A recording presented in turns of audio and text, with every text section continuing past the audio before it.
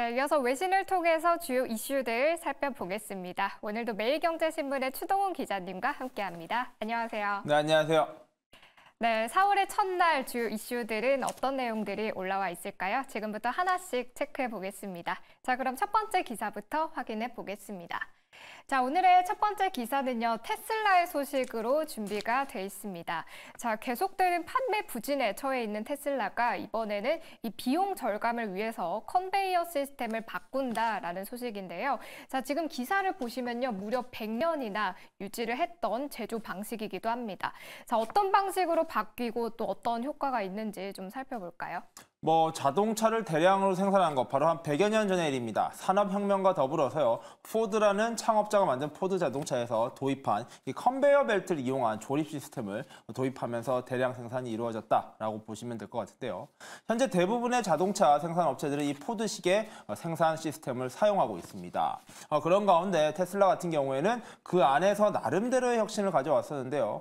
대표적으로 기가 프레스라고 불리는 처음에 찍어내는 첫 번째 틀을 굉장히 한꺼번에 모아서 찍는 방식으로 도입을 했었습니다.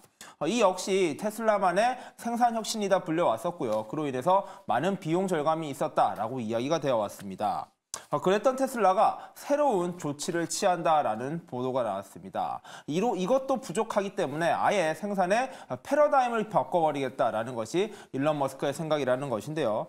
포드식 제조 공정, 즉 자동차를 생산하는 데 적용되었던 전통적인 방식을 완전히 깨부숴버리겠다라는 생각을 드러낸 것입니다. 자, 이번에 불리는 테슬라의 새로운 공정 방식은 언박스드 공정이라고 불립니다. 이게 어떤 것이냐면요. 전통적으로 해왔던 찍어낸 다음에 여러 가지를 붙여서 조립했던 방식을 탈피해서 아예 레고식으로 6개의 모듈을 제각각 조립한 다음에 한꺼번에 결합하는 방식으로 이어간다는 겁니다.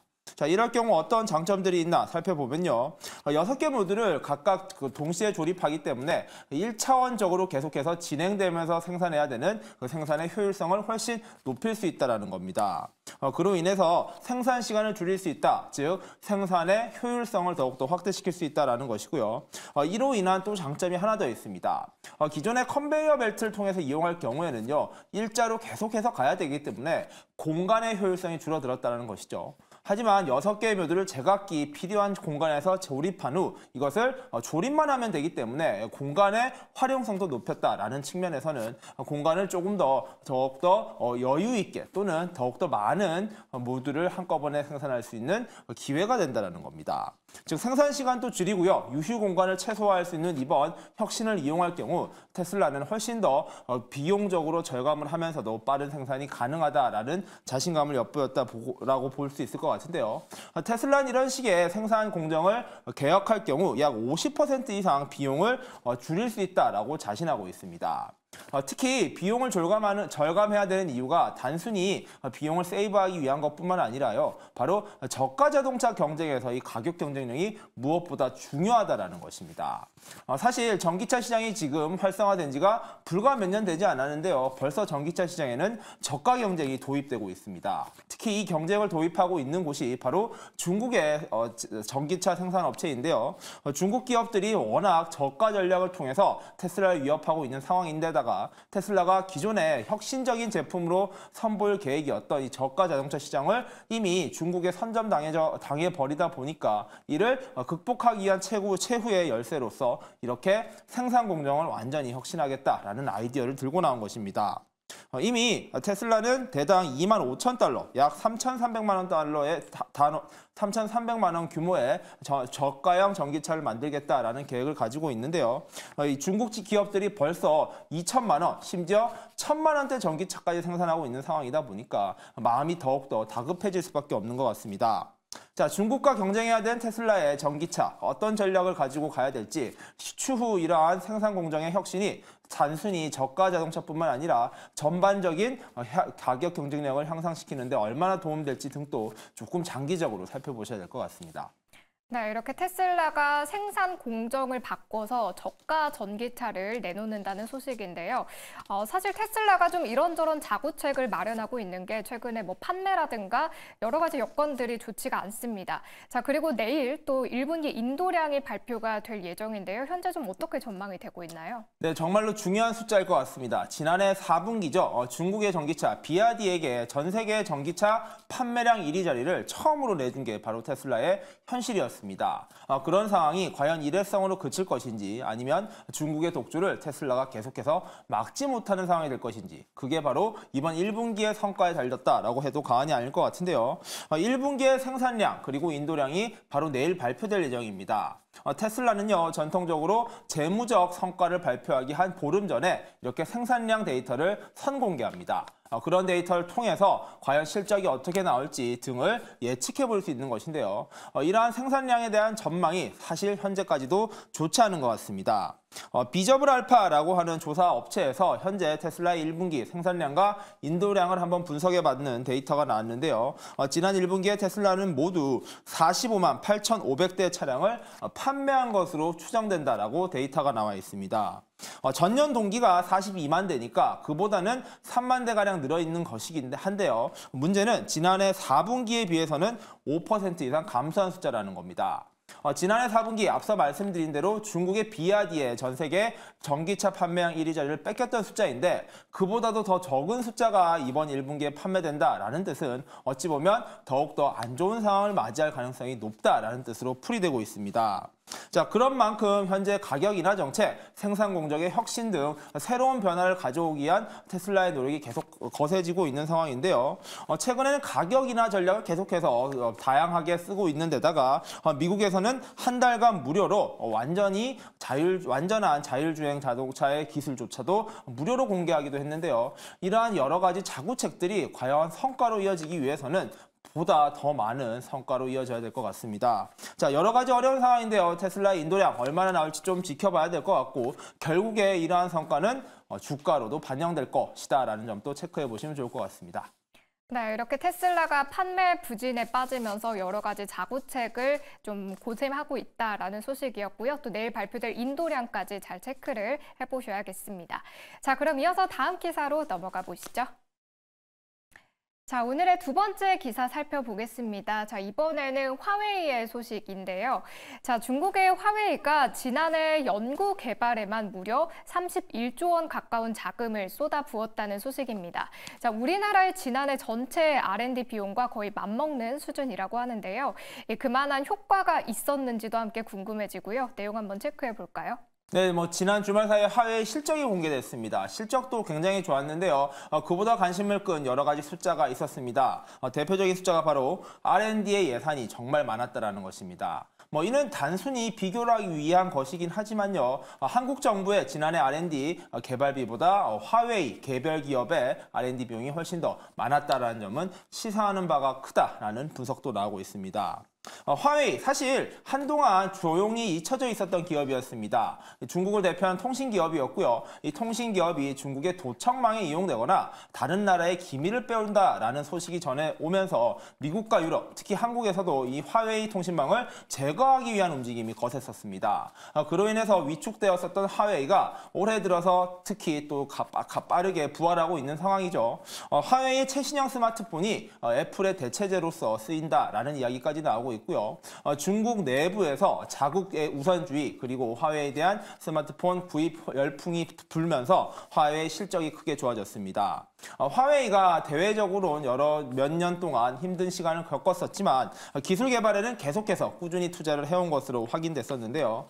지난해 R&D에만 31조 원이 넘는 큰 돈을 투자했던 것도 이번에 확인됐습니다.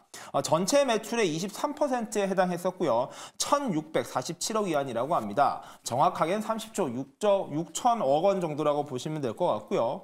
매출 대비 비중은 사상 최대치였던 것이 바로 22년도였습니다. 당시 25%였었는데요. 그보단 다소 줄어들었지만 매출도 증가한 만큼 전체 투자금도 늘어났다라고 좀 보시면 될 것 같고요.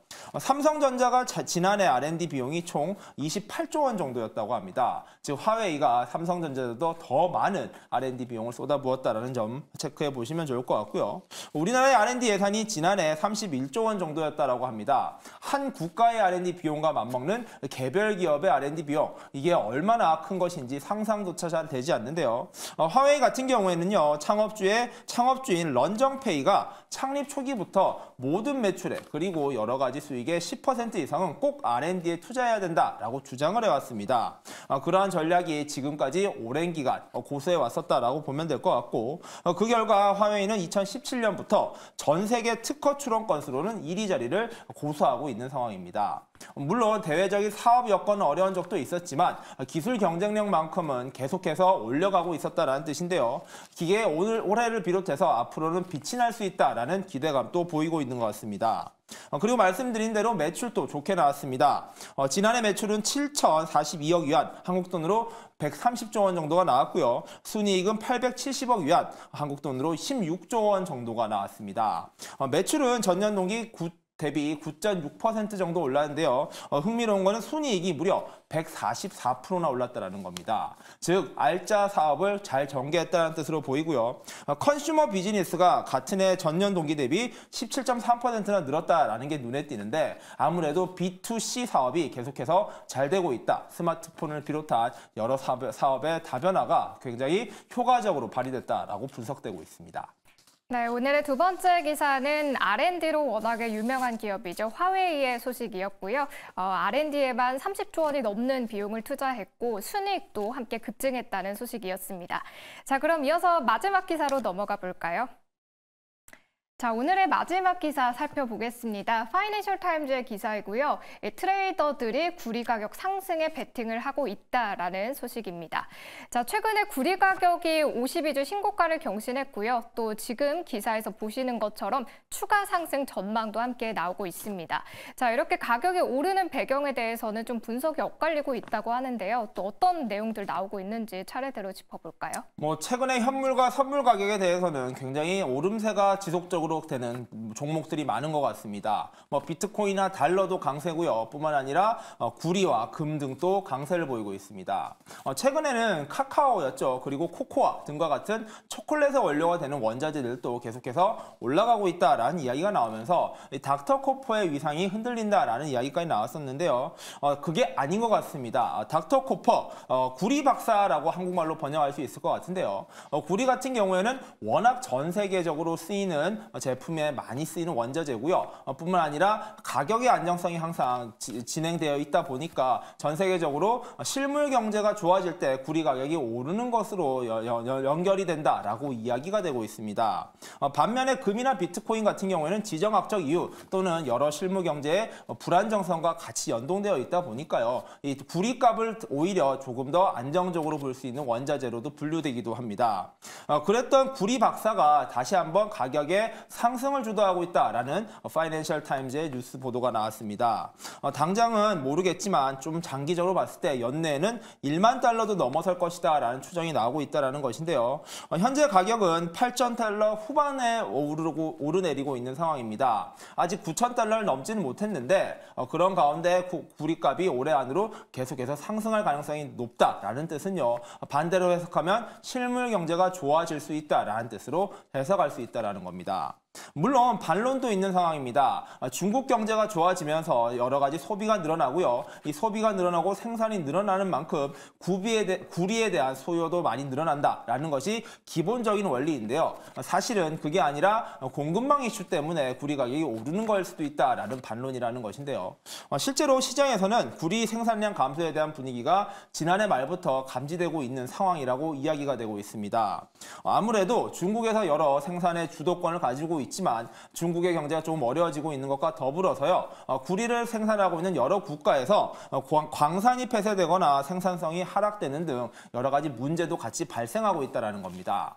즉 단순히 닥터 코퍼라고 불리는 구리 박사의 상승에만 주목할 게 아니라 그 배경을 놓고는 조금 더 신중한 접근이 필요하다라는 분석에도 힘이 들어간다라는 것이고요. 특히 주요 제련 업체에서는 올해 구리 생산량을 지난해 대비해서 5에서 10%가량 축소할 수밖에 없을 정도로 생산성에 문제가 발생하고 있다라는 이야기가 나오고 있습니다. 이 말인즉슨 거시 경제가 좋아지고요. 구리의 수요가 늘어난다라고 하더라도 공급이 뒷받침되지 못할 수도 있다라는 우려로 연결된다는 것이고요. 그럴 경우 구리의 가격의 급등 이로 인해서 거시 경제에 미치는 부정적인 영향까지 함께 체크해 보시는 것도 확인할 필요가 있을 것 같습니다. 네, 이렇게 오늘의 마지막 기사는요. 최근에 신고가를 경신하고 있는 구리 가격 상승과 그 배경에 대해서 함께 정리해봤습니다. 자, 오늘도 외신을 통해서 주요 이슈들 함께 체크해봤고요. 지금까지 매일경제신문의 추동훈 기자님과 함께했습니다. 고맙습니다. 네, 감사합니다.